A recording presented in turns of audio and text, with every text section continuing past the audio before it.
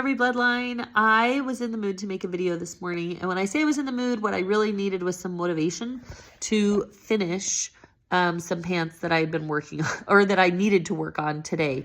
And so, as I do often when I am in need of motivation, whether that is to clean my house or do whatever, I will film it. And today I felt like this was a bit much for like just to do a time-lapse video. I thought I would actually show you guys the process that I use for hemming jeans. Back when I was doing alterations like a lot, I felt like I think I was probably hemming at least one pair of jeans a week for people.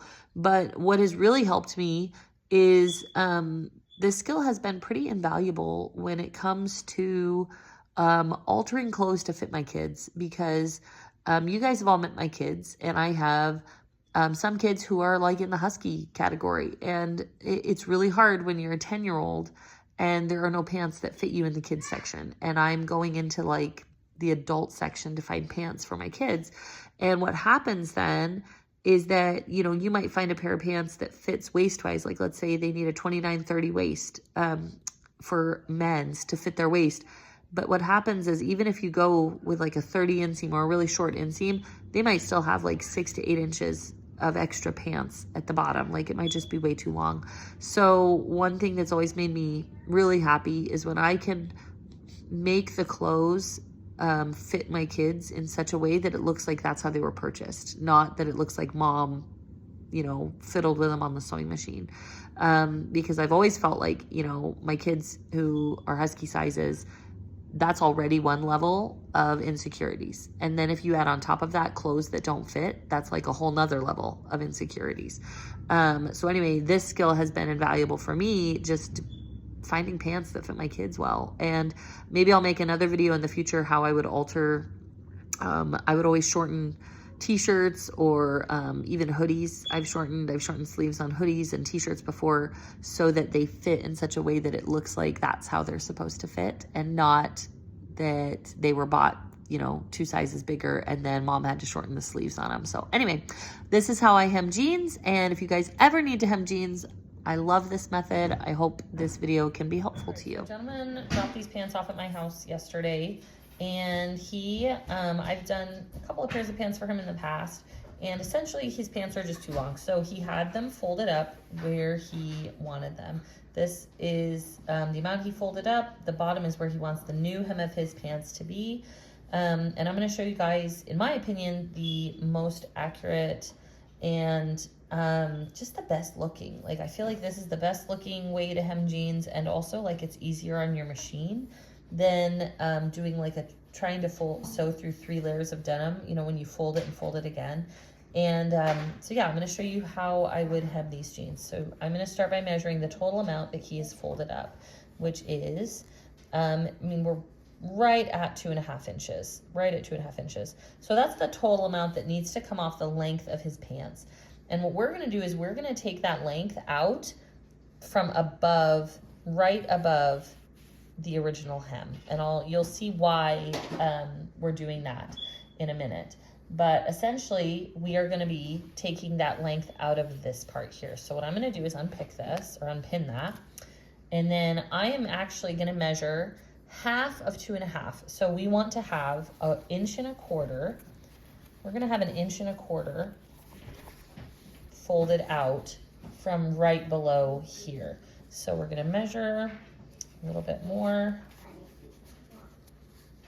inch, and until we get exactly 1.25 inches, and that looks good. And then what I'm going to do is pin this, and then I'm going to work my way around the entire pant leg and pinning the whole thing at 1.25 inches from essentially the very top of this original hem to where I'm folding it here. So half of whatever your total folded out was, half of that is what you're going to now have between the original hem and right here.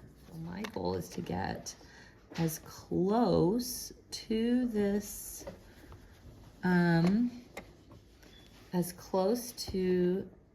edge as possible without actually hitting the edge.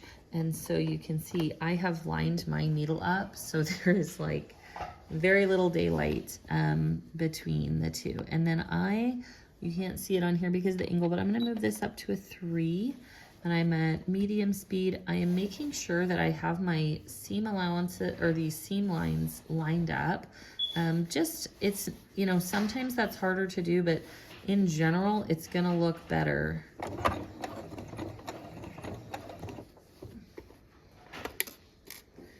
If you can get these pretty much lined up, that's gonna look better. Now we're just gonna trim, all our strings. Essentially, we are going to trim about everything up to about 1/2 to 1/4 inch off. So I'm just gonna cut this off just like that.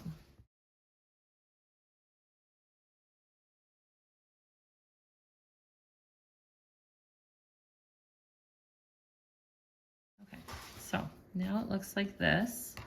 And now what we're gonna do is zigzag or serge. You could zigzag or serge. I'm just gonna zigzag today. I'm gonna zigzag all the way around this seam. And it's gonna be a little tricky when we get to some of these spots, so you just have to be careful.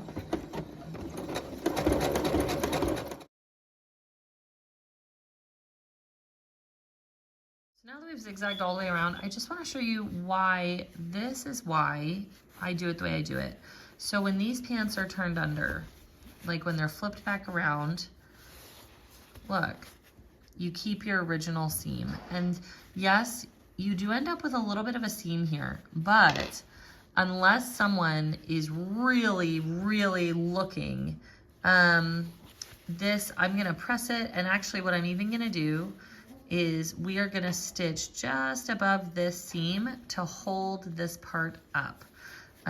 We don't want it, you know, maybe it would look great if I pressed it and just gave it to them now, but when they wash it, this is gonna kind of flap around and eventually it won't lay smooth. So what I'm actually gonna do is press this bad boy, and once it's pressed, then I'm gonna stitch one more time. There'll be a little stitch line right above this seam, and then I will kind of show you a side-by-side comparison of the 2 pant legs, and you can kind of see why I do this. So now I have them pressed, and what I'm gonna do is, even while I'm pressing it, I'm gonna make sure I'm pulling this, and I am just gonna stitch now literally right above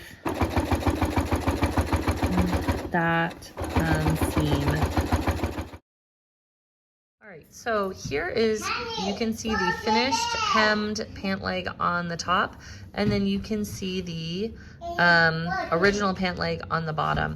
And what I just absolutely adore about this method is you keep the original stitching, you keep the original distress along the bottom of the pants. And obviously I'm really close to these pants right now. You can see the seam line, but when someone is wearing these walking down the street, especially, I love doing this on dark wash denim because it is basically invisible. Like nobody can notice, versus, you know how I used to do it when you're folding it under and then I'm stitching. Obviously I didn't use top stitch thread, and you're stitching like this, and you don't have the distress look. You don't have any, you know, top stitch thread that might make this look more professional. It essentially looks like someone's grandma did it. And that's, whenever you get clothes altered, the goal is that people are never gonna ask you like, oh, did you get it altered? Or, oh, did you make that? The goal is that they just assume you bought it that way. And so yes, like very, very close, you can obviously see a seam. But when someone is walking down the street, this method is basically unnoticeable, and that is why this is my 100% preferred method for hemming jeans.